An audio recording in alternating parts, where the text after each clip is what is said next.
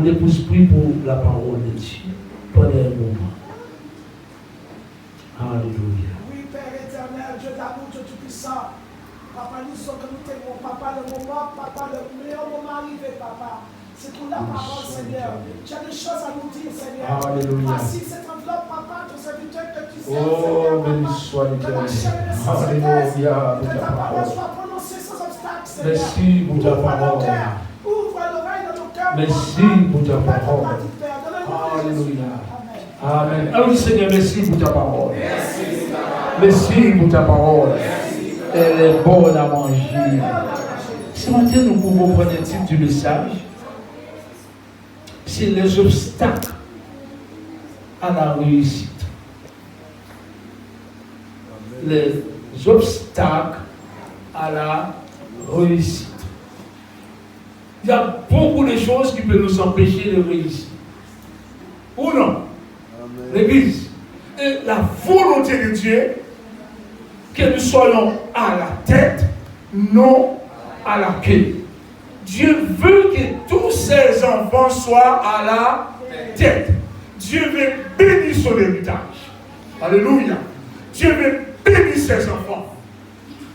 Dieu, il prend tous ses enfants, il met sous ses ailes, il leur donne la sécurité, il leur donne la vie éternelle, il leur donne la paix, il leur donne la joie, la volonté de Dieu, que vous soyez bénis, mes amis. Ne laissez pas quelqu'un nous dire, non, tu ne seras pas béni. Dès que tu sers Dieu fidèlement, tout dépend de toi. Mais il y a des obstacles. Il y a des obstacles devant nous. Ou non? Amen. Les obstacles à la réussite. Les obstacles qui nous empêchaient de réussir. Alléluia. Mais comment combattre les obstacles qui nous empêchaient de réussir?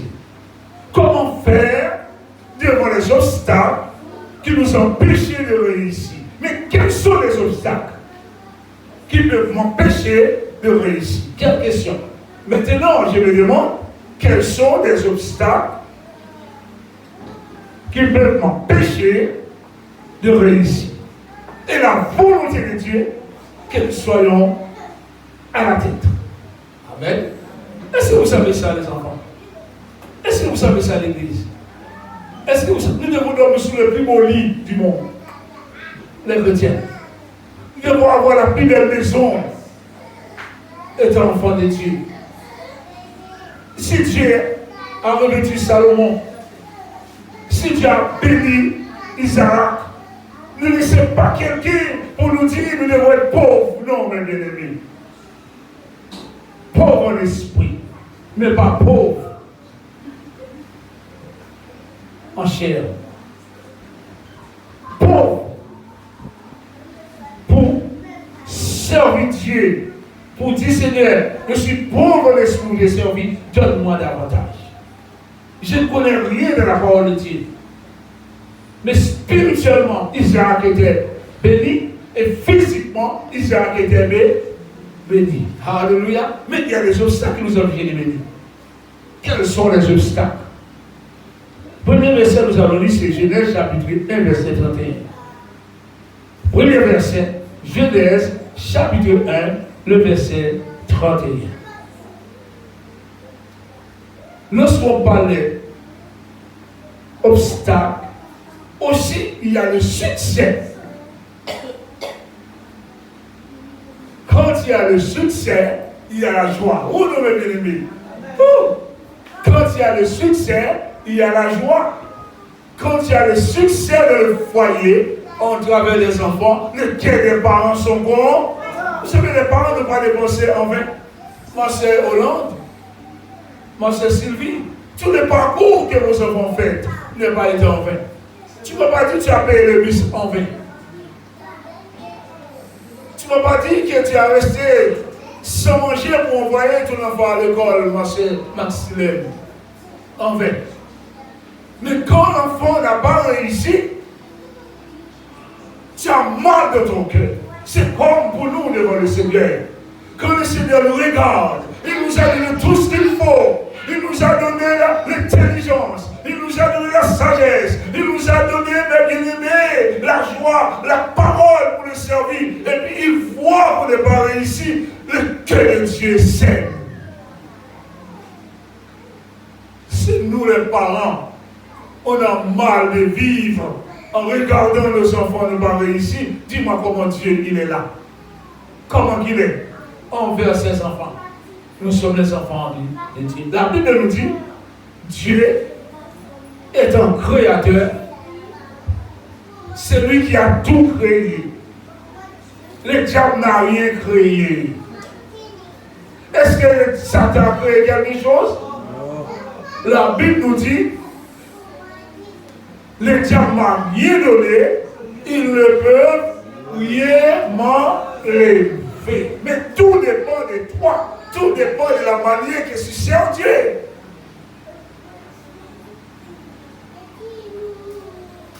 Dieu a tout créé. Quand il a fini le 6e jour, c'est un grand jour le 6e jour pour l'Éternel. Mais mes bien-aimés, n'oubliez pas, chaque jour Dieu a créé une chose, mais il avait des obstacles. Il se repose, il réfléchit. Obstacle qu'il avait devant lui, étant Dieu, il le montre, c'est le temps de réflexion. Parce qu'il va créer des mains. Il est resté tranquille et il dit, comment je vais faire? Il est en repos pour savoir comment travailler le lendemain pour la réussite. C'est pour cela que Dieu vit après le 6e jour. La Bible nous dit, Dieu vit tout ce qu'il avait. C'est ça, Salomon? Qu'est-ce que tu espères bien lui?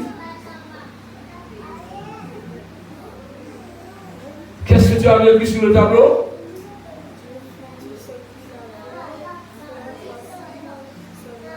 Dieu vit tout ce qu'il avait fait, créé, et voici, cela était très bon. Alléluia. Depuis primaire, arrivé au premier, aller au bac, nous disons la même chose. Mon enfant était à l'école, depuis maternelle, il a fait un bon parcours, tout ce qu'il a appris était bon. Est-ce qu'on a oublié? Dieu lui-même, il a tout créé, il a dit, mais tout ce qu'il avait fait, et voici, cela était très bon. Dieu ne fait rien mauvais. Il a tout créé pour nous. Lui-même, il a réussi. Dieu a réussi dans son projet. Ainsi, il un soir, il eut un matin, ce fut le 6e jour. Son cœur était de la joie. Son cœur était content. Parce que Dieu a dit, pendant 6 jours, j'ai bien travaillé. Maintenant, j'ai le succès. Je suis de la joie. Je suis content. Je vais partager cette joie à mes enfants. Non, nous allons avancer. Voilà la première réussite. La Bible nous dit dans Josué chapitre 7, verset 1 à 6, s'il y a la réussite, il y a aussi la défaite. Parfois, un obstacle, écoutez bien, il y a une défaite parce qu'on a un mauvais conseiller, on a un mauvais ami, un ami qui est très mauvais, un ami qui ne nous conduit pas dans le bon chemin, un ami qui nous donne le conseil de faire le contraire de ce qui est bon. C'est un obstacle, les amis. Quand tu suis un ami, un mauvais ami, il te conduit dans un mauvais chemin. Comment dire un enfant? surtout à Fort-de-France, l'enfant à l'école, en plein cours, tu dis à l'enfant, on va prendre le bateau, on va passer le moment 3 assis près de la mer. À la mi-temps. L'autre ami, il casse ta tête, il abandonne ses cours pour aller à la mi-temps. Mais est-ce que c'est mon ami ça? Mais avoir le discernement, connaître ce qui est bon, les jeunes. Regardez, il y a les conseillers, mes bien-aimés. Comme on le dit dans notre langage, les conseillers n'est pas meilleur, payeur. Écoutez-moi, pourquoi? Chacun a sa route. Chacun a son chemin. Ce que l'homme aura semé, il le récoltera. Tu vas le récolter. Vous savez à quel moment? Sous la feuille d'examen. C'est pas loin. Et l'autre, lui-même, peut-être, il te conseille, il aura son examen. Il est au Canada. Il fait ses études en Belgique. Toi, tu es resté derrière. Chacun a son chemin. Chacun a sa destination. On a besoin d'une vision pour notre réussite. Parce qu'il y a des obstacles. La Bible nous dit que les enfants d'Israël commis une infidélité au sujet des choses de vraies par interdit. L'Éternel avait interdit. Les enfants de Dieu ont commis une infidélité, quelque chose qui n'est pas agréable au Dieu, au sujet des choses que l'Éternel avait dit de ne pas faire. Écoutez l'Église. Achan, vous connaissez l'histoire Achan, fils de Carmi, fils de Zabdi, fils de Zérach, de la tribu de Juda, pris des choses de vraies, volé des choses, et la colère de l'Éternel s'enflammait contre les enfants d'Israël. Mais les enfants d'Israël, les enfants de Dieu, avaient des ennemis. Les enfants de Dieu devaient partir de la guerre. Et dans cette guerre, mes bien-aimés, ils étaient partis pour la réussir. Mais il y a un obstacle. Oh, la vie est là. Mais il y a un qui a mis l'obstacle. Il y a un mauvais ami. Il y a un mauvais grain, comme on a dit dans la classe. Tu regardes que celui qui est mauvais dans la classe, tu n'as pas suivi ce qui est bon dans la classe. Il y a un mauvais grain dans la classe. Oh, vous savez, j'aime le copier quand j'étais à l'école. J'aime le copier sur les autres. Mais j'ai choisi celui qui est plus fort pour copier sur lui.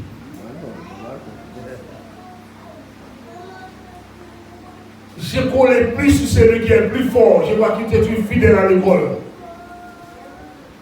Je le dis tout le temps. C'était un bon ami, il est de Jacques Mel. Il vit à Boston maintenant. Parce qu'il était toujours premier. J'ai fait tout le parcours de la primaire avec lui. Mais j'ai remarqué depuis maternelle, il est toujours premier. Il comprend vite mathématiques. Chaque fois on dépose le maître dans le primaire, il dépose mathématiques sur le tableau. Il a déjà donné la réponse. J'ai dit dans mon cœur, c'est après que je vais coller.